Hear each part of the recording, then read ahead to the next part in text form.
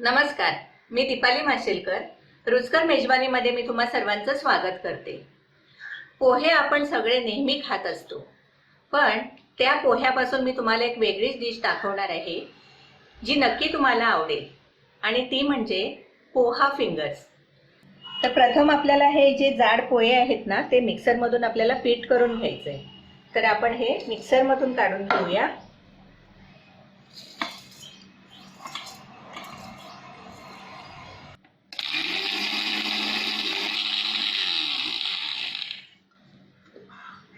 मस्त एकदम असं छान पीठ झालेलं आहे.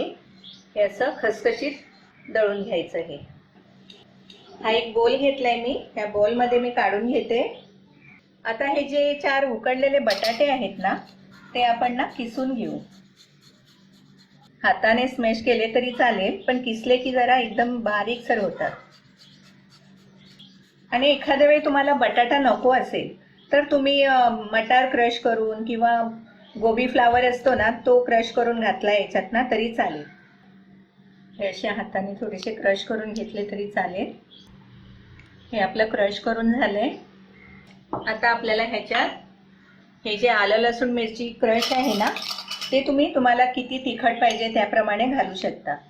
आता मी ह्याच्यात 2 टीस्पून घालते.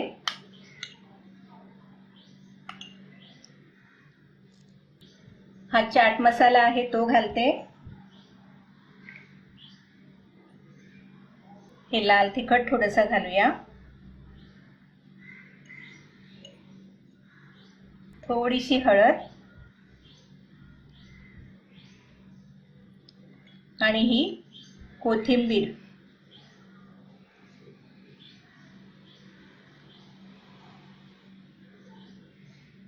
आणि स्वादानुसार आपण मीठ घालूया.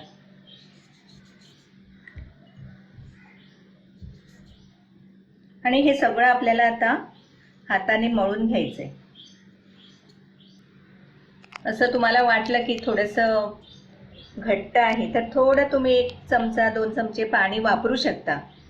आता तरी मला गरज नाहीये. आणि एक 10 मिनिटं आपल्याला हा जरा बाजूला ठेवूया आपण. आपलं हे पीठ तयार झालेलं आहे. तर ह्याचे आपण आता फिंगर बनवून घेऊ. थोडंसं मी हातावर तेल घेते आणि छोटे छोटे आपण आता फिंगर्स करून घेऊया.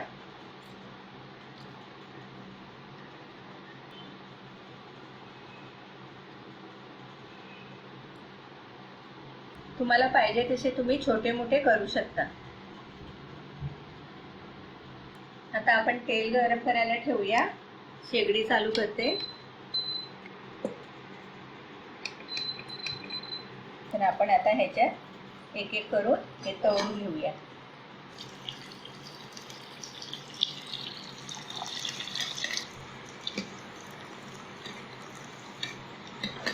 हे असे एकदम खरपूस भाजून घेतले पाहिजे. असा कलर जरा ब्राउनिश यायला पाहिजे. हे असा ब्राऊन कलर यायला पाहिजे. आता हे आपण घालू.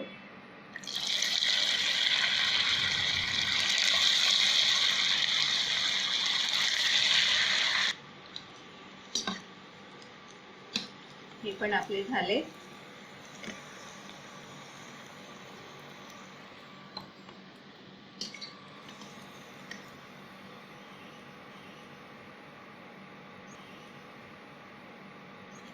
असे हे आपले पोहा फिंगर तयार झालेले आहे. हे तुम्ही घरी नक्की ट्राय करा. हे सॉस किंवा चटणी बरोबर छान लागतात. आणि अशा छान छान रेसिपीजसाठी रुचकर मेजवानीला लाईक, शेअर आणि सबस्क्राईब करा.